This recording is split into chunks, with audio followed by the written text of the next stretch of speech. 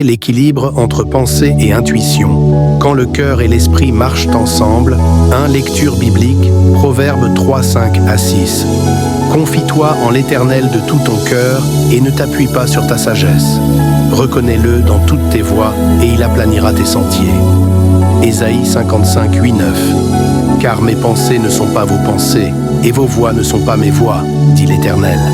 Autant les cieux sont élevés au-dessus de la terre, autant mes voies sont élevées au-dessus de vos voies, et mes pensées au-dessus de vos pensées.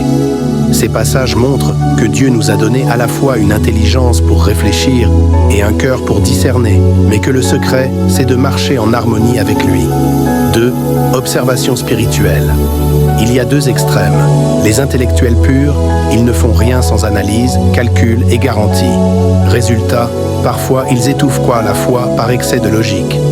Les émotionnels purs, ils suivent uniquement leur cœur, leurs impressions, mais sans réflexion, et se font souvent piéger par leurs propres élans.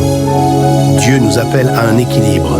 L'intuition capte les directions divines. La pensée organise et vérifie avant d'agir. 3 sens spirituels. Dans la vie chrétienne, il faut écouter Dieu dans le silence du cœur, là où l'intuition spirituelle naît. Réfléchir avec sagesse pour mettre en pratique sans tomber dans la confusion ou la précipitation. Exemple biblique, Noé reçoit une intuition folle. Construise une arche avant même qu'il ne pleuve. Il ne s'est pas arrêté là. Il a organisé, mesuré, planifié la construction. Intuition plus pensée égale salut pour sa famille. 4 illustrations vivantes. C'est comme conduire une voiture. Ton intuition te dit « Attention, ce virage est dangereux ». Ta réflexion calcule « Je dois freiner à temps, réduire la vitesse, tourner progressivement ».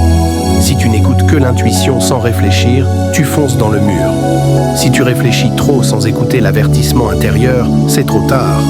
Dans la vie spirituelle, l'intuition te connecte à la voix de Dieu et la pensée t'aide à obéir avec sagesse. 5. Application pratique. 3 conseils pour équilibrer pensée et intuition. 1. Prie avant d'analyser. Invite Dieu à guider à la fois ton cœur et ton esprit. 2. Teste tes impressions avec la parole. Tout ressenti doit passer par le filtre biblique. 3. Agis avec foi et sagesse. Ni précipitation émotionnelle, ni paralysie intellectuelle. 6. Appel. Peut-être que tu as agi par émotion et tu t'es trompé. Ou au contraire, tu as trop réfléchi et tu as laissé passer une bénédiction par peur de te lancer. Dieu t'appelle aujourd'hui à l'équilibre, écouter sa voix, mais aussi organiser ta vie avec sagesse. 7 prières finales.